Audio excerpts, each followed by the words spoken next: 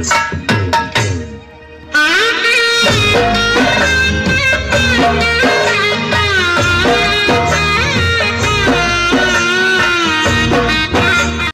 Friends, welcome back to my channel. आज की video में मैं आपके साथ शेयर करूंगी कुछ ऐसी जानकारी जो कि हम राजपूत महिलाओं के लिए बहुत ही आवश्यक है।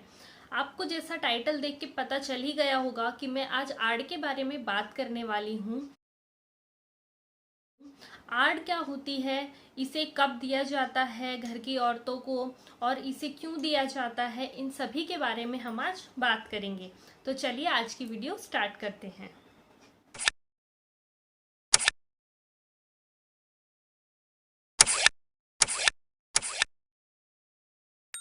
जैसा कि आपको पता होगा, सभी धर्मों में या समाज में ये होता है कि लड़के वालों की तरफ से लड़की के लिए फेरों की जो पोशाक होती है वो आती है।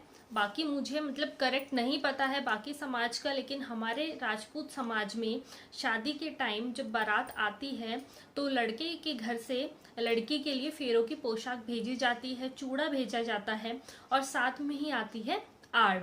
आड़ जो है वो गले का नेकलेस होता है जो कि बहुत ही ज़्यादा भारी होता है और वो पूरा गोल्ड का होता है, सोने का। जैसे और जितने भी समाज हैं उनमें मंगलसूत्र को ज़्यादा महत्व दिया जाता है लड़की के लिए शादी के बाद, ऐसे ही हमारे समाज में आड़ को सबसे ज़्यादा महत्व दिया जाता है शादी के बाद। आड़ में क्या होता है कि लड़की के लिए शादी से पहले जितने भी गहने बनवाए जाते हैं लड़के वालों की तरफ से, क्योंकि सभी लड़की को कुछ ना कुछ गिफ्ट देते हैं क्योंकि उसकी शादी हो रही होती है और वो अपना घर बार सब छोड़कर दूसरे घर में आती है, तो सभी उसे कंफर्टेबल फील कराना चाहते हैं। इसीलिए लड़के वालों की तरफ से बहुत सारे गिफ्ट दिए जाते हैं लड़की को।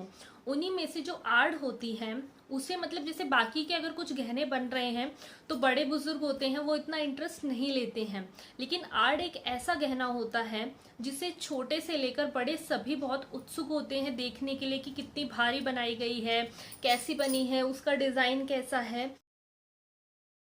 जो आड़ बनती है उसमें घर के छोटे से लेकर बड़े सदस्य का सबका हाथ होता है, क्योंकि सभी की राय उसमें ली जाती है कि किस तरह की आड़ बनाई जाए।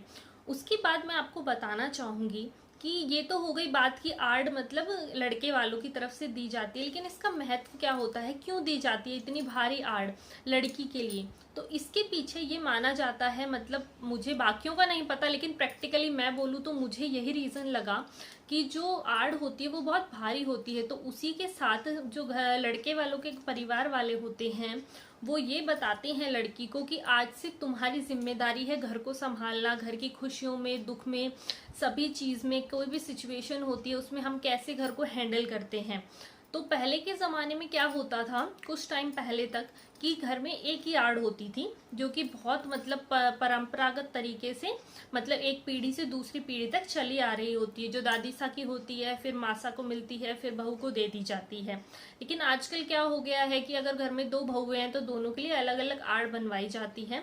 लेकिन मोस्टली अभी भी ये होता है कि जो सास की आड़ होती है वो बहू को चढ़ाई जाती है। इससे ये पता चलता है कि जो आज तक सास ने घर को सहज के रखा है, अपनी जिम्मेदारियां निभाई हैं, तो अब वो जिम्मेदारियां सास से बहू को दे दी जाती हैं। तो जिम्मेदारी के साथ ही हमें बहुत सारा प्यार भी दिया जाता है, फैमिली की तरफ से हमें बहुत सारा प्यार मिलता है, आदर मिलता है, सम्मान मिलता है, और उसी के साथ हमें जिम्मेदारी मिलती है कि हमें अपने परिवार को संजो के रखना है, एक करके रखना है।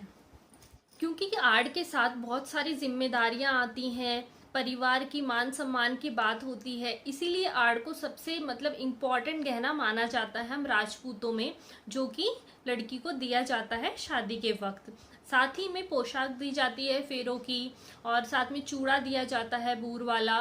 तो ये सब कुछ चीज़ें होती हैं जो बहुत ही इम्पोर्टेंट होती हैं, जो लड़के वालों की तरफ से लड़की को दी जाती हैं शादी में। तो फ्रेंड्स, ये थी मेरी आज की वीडियो। फिर मिलते हैं नई वीडियो में नई जानकारी के साथ। तब तक के लिए टेक केयर, सब सही रहिए, स्वस्थ रहिए, stay at home, stay safe.